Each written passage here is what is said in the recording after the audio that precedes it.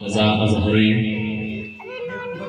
اور انہی کے ساتھ شاہکار ترنم حضرت مولانا عیش رضا، حضرت حافظ و قاری عبدالرحیم صاحب، عزیزم محمد ریحان اور عزیزم محمد عدنان و حاضرین محفل، السلام علیکم ورحمۃ اللہ وبرکاتہ۔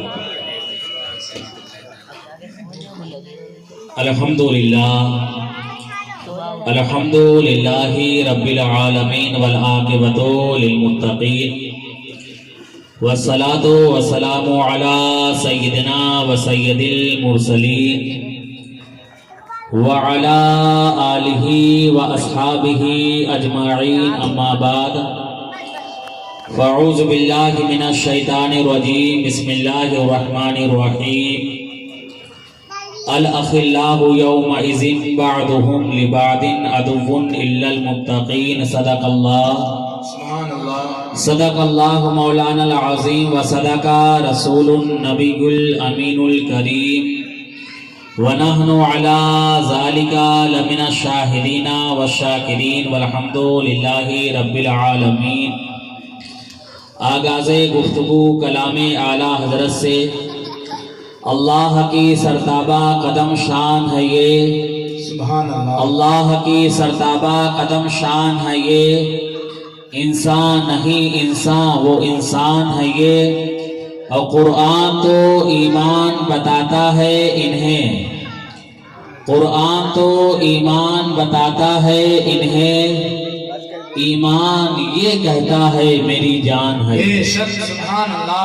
یہ ماہ پاک 11ویں شریف کا مہینہ ہے،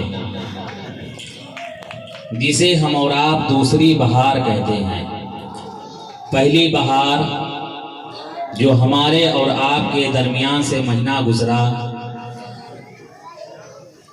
جس مہینے میں ہم سب کے نبی پیغمبر اسلام صلی اللہ تعالی علیہ وسلم تشریف لائے، جسے 12ویں شریف کا مہینہ کہا جاتا ہے، وہ پہلی بہار۔ اور یہ جو 11ویں شریف کا مہینہ ہے، اسے دوسری بہار کہا جاتا ہے۔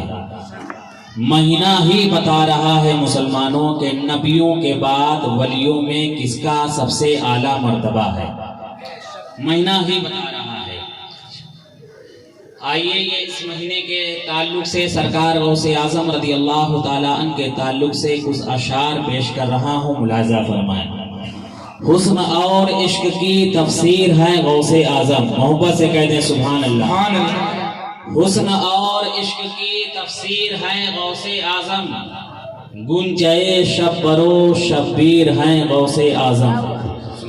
اور پیر چاہے جتنا بھی بڑا ہو اسے کہنا ہوگا، پیر چاہے جتنا بھی بڑا ہو اسے کہنا ہوگا، سارے پیروں میں بڑے پیر ہیں غوث اعظم۔ سبحان اللہ۔ سارے پیروں میں نعرہ تکبیر، نعرہ رسالت، نعرہ رسالت، خلیفہ حضور سرکار طاہر ملت، خلیفہ حضور سرکار طاہر ملت، حضرت علامہ اصغر علی صاحب قبلہ، حضرت علامہ اصغر علی صاحب قبلہ، نعرہ تکبیر، نعرہ رسالت۔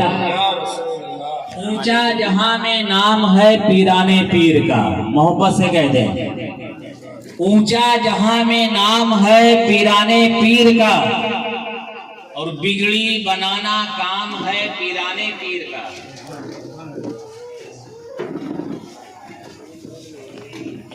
اونچا جہاں میں نام ہے پیران پیر کا، بگڑی بنانا کام ہے پیران پیر کا، اور افضل ہے جیسے نبیوں میں میرے مصطفیٰ، افضل ہے جیسے نبیوں میں میرے مصطفیٰ، ولیوں میں وہ مقام ہے پیران پیر کا، ولیوں میں وہ مقام ہے پیران پیر کا۔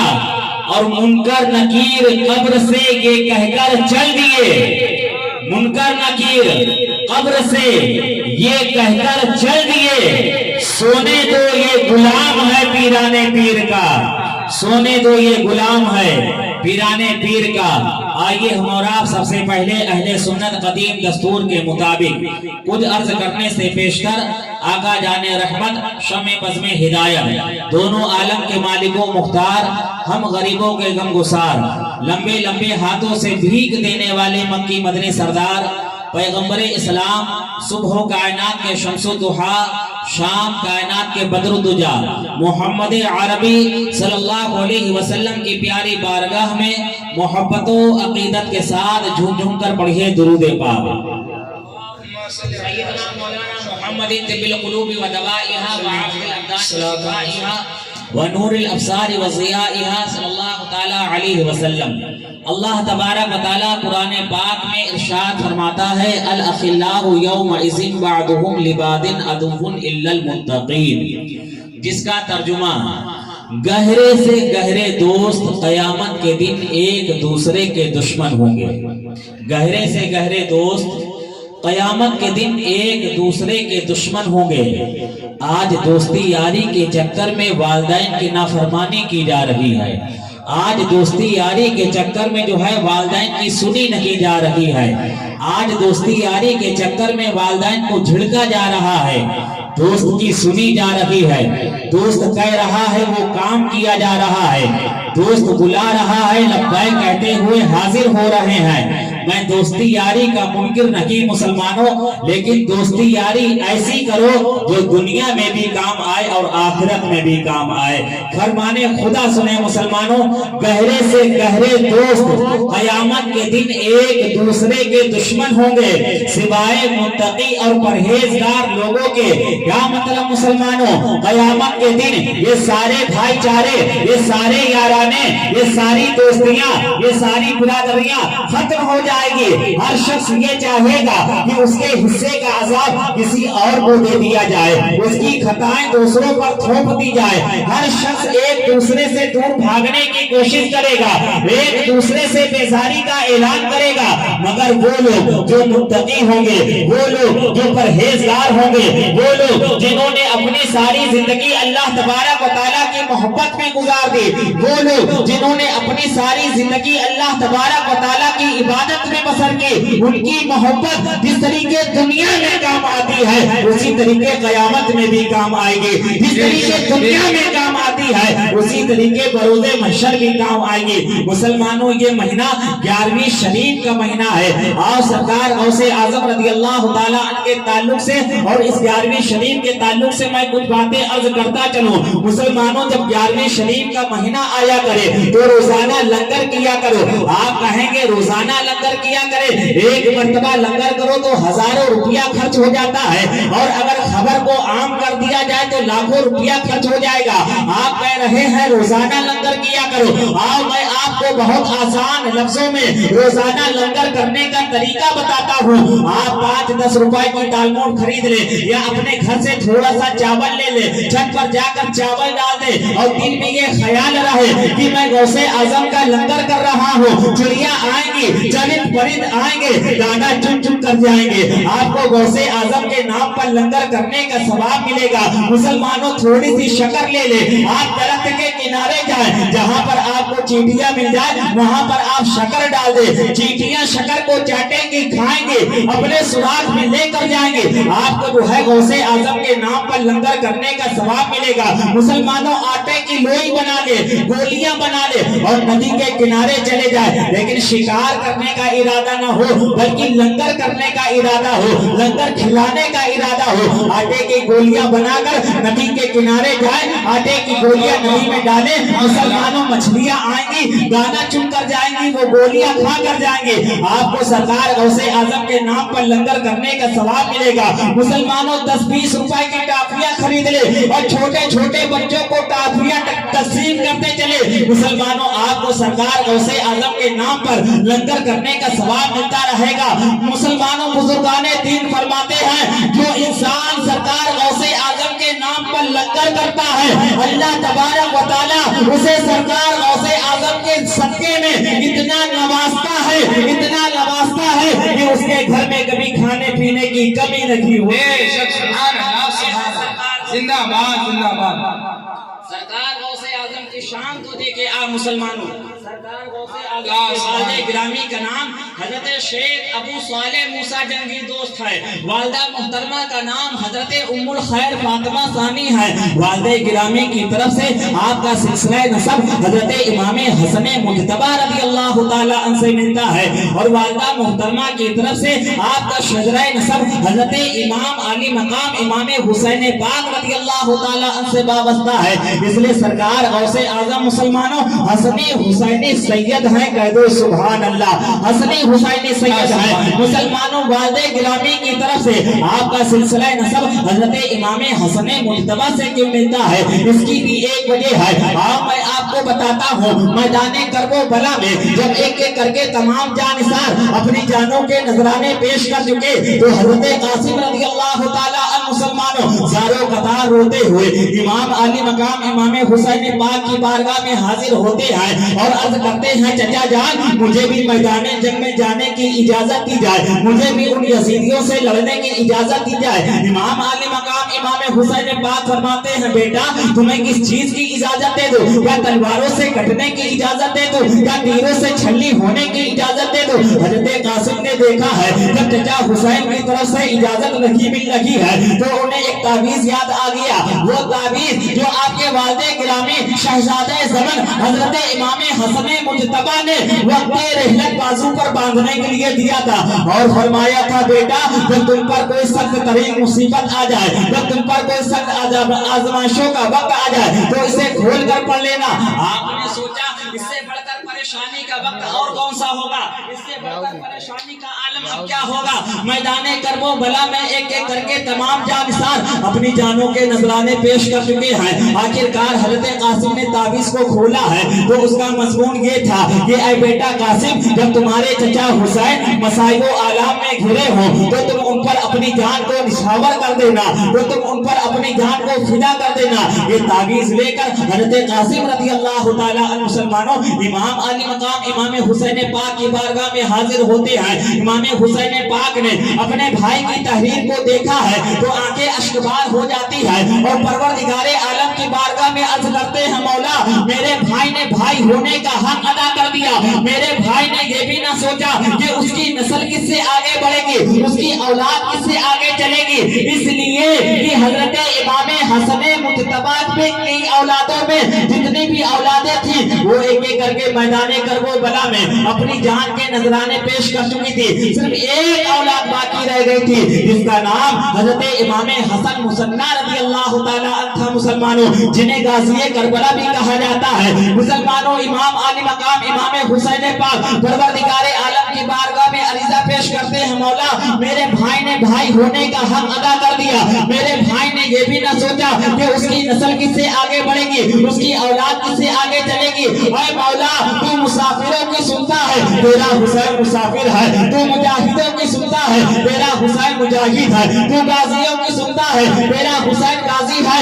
اے مولا تیرا حسین تجھ سے دعا کرتا ہے, تیرا حسین تجھ سے التجا کرتا ہے, تیرا حسین تجھ سے فریاد کرتا ہے. اے مولا میرے بھائی حسن کی اولادوں کو قیامت تک باقی رکھنا اور میرے بھائی حسن کی اولادوں میں ایسی اولاد پیدا کرنا جسے دنیا قیامت تک کی یاد رکھے. مسلمانوں اللہ تبارک و تعالیٰ نے امام حسین پاک کی دعا کو قبول فرما لیا اور حضرت حسن مجتبی کی اولادوں میں سرکار غوث اعظم کو پیدا فرما کر یہ اعلان کر دیا کہ جو مقام میں نے نبیوں میں امام الانبیاء کو دیا ہے وہ مقام میں نے ولیوں میں سرکار غوث اعظم کو عطا کیا. سبحان اللہ. نعرہ تکبیر, نعرہ تکبیر, نعرہ رسالت, نعرہ رسالت, جشن غوث الورا. شان ہے مسلمانوں کی لانے پیر کی, بے شمار کرامتیں ہیں. سرکار غوث اعظم رضی اللہ تعالی عنہ کی عمر جب 7 برس کی ہوئی, جس عمر میں ہمارا بچہ صحیح سے سلام نہیں کر پاتا ہے, اسے گفتگو کرنے کا سلیقہ نہیں آتا ہے, 7 سال کی عمر شریف میں سرکار غوث اعظم نے قرآن پاک کو حفظ کر لیا. کہہ دو سبحان اللہ. اور جب آپ کی رسم بسم اللہ ہوئی, آج تو معلوم ہی نہیں ہوتا, لوگوں کے پاس فضول خرچی کے لیے پیسے ہیں لیکن دین کے کام کے لیے پیسے نہیں ہیں. جب آپ کی رسم بسم اللہ ہوئی، پہلے ہمارے بزرگوں کا یہ طور طریقہ رہا کرتا تھا کہ وہ اپنے بچوں کی بسم اللہ خوانی کراتے تھے، یعنی رسم بسم اللہ کے موقع پر جو ہے دعوت کرتے تھے اور کسی بزرگ کو بلا کر جو ہے اپنے بچے کی رسم بسم اللہ کراتے تھے۔ مسلمانوں، سرکار غوث اعظم رضی اللہ تعالیٰ عنہ کی جب رسم بسم اللہ ہوئی اور استاد نے آپ کو تعوذ اور تسمیہ یعنی اعوذ باللہ اور بسم اللہ پڑھایا، اور سرکار غوث اعظم نے بھی اعوذ باللہ بسم اللہ پڑھنے کے بعد اپنے استاد کو ایک پارہ مکمل سنا، دوسرا پارہ مکمل کر دیا، گھر والے مسکرا رہے ہیں، تیسرا پارہ بھی مکمل ہو گیا، محلے والے مسکرا رہے ہیں، چوتھا پارہ بھی پورا سنا دیا۔ سرکار غوث اعظم نے اپنے استاد کو ایک ہی بیٹھک میں تقریباً 18 پارے سنا دیے، کہہ دو سبحان اللہ۔ ایک ہی بیٹھک میں مسلمانوں، استاد نے کہا بیٹا عبد القادر اور پڑھو۔ سرکار غوث اعظم فرماتے ہیں میری والدہ محترمہ 18 پارے کی حافظہ تھی، وہ ہر وقت یہ 18 پارے تلاوت کیا کرتی تھی، میں نے اپنی ماں کے شکم میں رہ کر یہ 18 پارے یاد کر لیے۔ مسلمانوں، بند لفظوں میں اپنی ماں اور بہنوں کو ایک یہ پیغام دینا چاہتا ہوں، جب وہ امید سے ہوں تو انہیں چاہیے کہ قرآن شریف کی تلاوت کرتی رہیں، قرآن پاک کو بار بار پڑھتی رہیں۔ چلو مانا سرکار غوث اعظم مادرزاد ولی تھے، مادرزاد کا مطلب یہ ہوتا ہے کہ سرکار غوث اعظم جب ماں کے شکم میں تھے تو اس وقت بھی ولی تھے، اس لیے سرکار غوث اعظم نے ماں کے شکم میں رہ کر یہ 18 پارے یاد کر لیے۔ ہمارا بچہ اگر ماں کے شکم میں رہ کر قرآن کے پارے یاد نہ کر سکا تو کیا ہوا؟ جب ہماری ماں اور بہنیں قرآن شریف کی تلاوت کرتی رہیں گی، قرآن پاک کو بار بار پڑھتی رہیں گی، تو مسلمانوں قرآن کے فیضان سے وہ بچہ ضرور فیض پائے گا، قرآن کے فیضان سے وہ بچہ ضرور مالا مال ہوگا۔ غوث اعظم تو نہیں، غلام غوث اعظم بن کر ضرور پیدا ہوگا، خادم غوث اعظم بن کر وہ بچہ دنیا میں ضرور تشریف لائے گا۔ مسلمانوں، سرکار غوث اعظم 18 سال شریف تک آپ جو ہے ایران کے مدرسوں میں جو ہے علم دین حاصل کرتے رہے، اور آپ لوگوں نے سنا ہوگا کہ آپ نے اپنی والدہ محترمہ سے اجازت طلب کی، اور اجازت طلب کرنے کے بعد جو ہے آپ بغداد گئے، اور اس وقت ایک اللہ کے ولی تھے بغداد شریف میں جن کا نام تھا حضرت محمد کاکس رضی اللہ عنہ۔ جیسے ابھی حضرت کا خطاب نایاب ہوگا حضرت علامہ اصغر علی صاحب کا، اس وقت ایک اللہ کے ولی تھے جن کا نام تھا حضرت محمد کاکس، اور سرکار غوث اعظم رضی اللہ تعالی عنہ مدرسے نظامیہ میں تعلیم حاصل کرتے تھے۔ ان کا خطاب تھا، سرکار غوث اعظم کو معلوم ہوا کہ ایک اللہ کے ولی ہیں جن کا نام حضرت محمد کاکس رضی اللہ تعالی عنہ ہیں، اور مسلمانوں یہ ایسے اللہ کے ولی تھے جن کے غلاموں میں ایک دو نہیں 17 بادشاہ تھے، کہہ دو سبحان اللہ۔ اگر کسی کی جان پہچان کسی صدری منتری ودھایک سے ہو جائے تو پھولے نہیں سماتا ہے، تو جس کے غلاموں میں مریدوں میں 17 بادشاہ ہوں اس کا عالم کیا ہوگا۔ مسلمانوں، آپ کے جھنڈے کے نیچے با ادب چلا کرتے تھے۔ حضرت محمد کاکس کا خطاب تھا، سرکار غوث اعظم تقریر کو سننے کے لیے آ جاتے ہیں، جیسے ہی تقریر کو سننے کے لیے آئے حضرت محمد کاکس کی نظر سرکار غوث اعظم پر پڑی ہے، آپ نے فرمایا اس لڑکے کو مجلس سے باہر کر دو۔ لوگوں نے سرکار غوث اعظم کو پکڑا ہے، مجلس سے باہر کر دیا، لیکن سرکار غوث اعظم خفا نہیں ہوئے، ناراض نہیں ہوئے، آپ کو جلال نہیں آیا، اور دوبارہ پھر تقریر کو سننے کے لیے آ جاتے ہیں، کہہ دو سبحان اللہ۔ جب دوسری مرتبہ تقریر کو سننے کے لیے آئے اور حضرت محمد کاکس کی نظر سرکار غوث اعظم پر پڑی، آپ نے فرمایا اس لڑکے کو مجلس سے باہر کر دو۔ لوگوں نے سرکار غوث اعظم کو پکڑا ہے اور مجلس سے باہر کر دیا، لیکن سرکار غوث اعظم کو جلال نہیں آیا، اور تیسری مرتبہ پھر جو ہے تقریر کو سننے کے لیے آ گئے۔ جب تیسری مرتبہ تقریر کو سننے کے لیے آئے ہیں تو حضرت محمد کاکس فرماتے ہیں اس شہزادے کو، اس نور نظر کو، لگتے جگر کو میرے پاس لیا۔ لوگوں نے آپ کو ہاتھوں ہاتھ لیا ہے اور حضرت محمد کاکس کے پاس لے کر گئے ہیں۔ مسلمانوں، حضرت محمد کاکس فرماتے ہیں میں نے اسے 2 دفعہ اپنی مجلس سے اس لیے باہر کیا تاکہ تم لوگ اسے اچھی طریقے پہچان لو، تاکہ تم لوگ اسے اچھی طریقے جان لو، اور ان کے اخلاق اور ان کے کردار کو بھی سمجھ لو۔ اگر ان کی جگہ کوئی دوسرا ہوتا تو وہ ناراض ہو جاتا۔ یہاں پر ایک بات یہ بھی معلوم ہوتی ہے مسلمانوں کہ اللہ والے کس کو کس طریقے پہچانواتے، یہ ہم اور آپ समझ नहीं सकते। हजरत मोहम्मद काकी फरमाते हैं ये कोई आम शहजादा नहीं है, अरे ये वो शहजादा है, एक वक्त आएगा ये बगदाद की जामा मस्जिद में ऐलान करेगा कदमे हाज़िही अला रकबती कुल्ली वलिल्लाह, मेरा ये कदम तमाम औलिया अल्लाह की गर्दन पर है। आखिरकार मुसलमान वो वक्त आया जब सरकार गौसे आजम ने बगदाद की जामा मस्जिद में ऐलान किया है कदमे हाज़िही अला रकबती कुल्ली वलिल्लाह, जितने भी अल्लाह के वली बैठे थे सभी ने अपनी गर्दनों को झुका दिया है। उस वक्त हिंदुस्तान के राजा अताए रसूल सरकार ख्वाजा गरीब नवाज खुरासान के पहाड़ों में इबादत फरमा रहे थे। सरकार गौसे आजम ने बगदाद की जामा मस्जिद में ऐलान किया है, सरकार गरीब नवाज ने खुरासान के पहाड़ों में सुन लिया है। सरकार गरीब नवाज अर्ज करते हैं आपका कदम सिर्फ मेरी आंखों पर ही नहीं, मेरी गर्दन पर ही नहीं, बल्कि सरकार गरीब नवाज फरमाते हैं बल अला रासी व आईनी, बल्कि आपका कदम मेरे सर और मेरी आंखों पर भी है। मुसलमानों, सरकार ख्वाजा गरीब नवाज ने खुरासान में अर्ज किया है, सरकार गौसे आजम ने बैठे बैठे जो है बगदाद की जामा मस्जिद में सुन लिया है। तो सरकार गौसे आजम ने गरीब नवाज की ये मोहब्बत देखी है, ये चाहत देखी है, ये उल्फत देखी है, ये अकीदत देखी है। सरकार गौसे आजम फरमाते हैं ऐ मोइनुद्दीन जा, मैंने तुझे हिंद का सुल्तान बना दिया, ऐ मोइनुद्दीन जा, मैंने तुझे हिंद का बादशाह बना दिया। मालूम हुआ कि सरकार गौसे आजम रज़ी अल्लाह ताला अन्हु के सदक़े में सरकार गरीब नवाज रज़ी अल्लाह ताला अन्हु को विलायत मिली है। क्योंकि सरकार गौसे आजम फरमाते हैं जब तक मैं नहीं चाहता कोई मेरा नाम भी नहीं लेता, और जब तक सरकार गौसे आजम की विलायत की मोहर नहीं लग जाती तब तक कोई इंसान वली नहीं होता। अल्लाह तबारक व तआला की बारगाह में दुआ है इसी महफिल पाक के सदक़े में सरकार गौसे आजम रज़ी अल्लाह ताला अन्हु के सदक़े में 11वीं शरीफ के महीने के सदक़े में अल्लाह तबारक व तआला मरहूम व मग़फ़ूर इश्तियाक अहमद की बख्शिश फरमा और उनके दर्जात में बुलंदियां अता फरमा, अहले खाना को सब्र जमील अता फरमा। वमा अलैना इल्लल बलाग। अस्सलामु अलैकुम।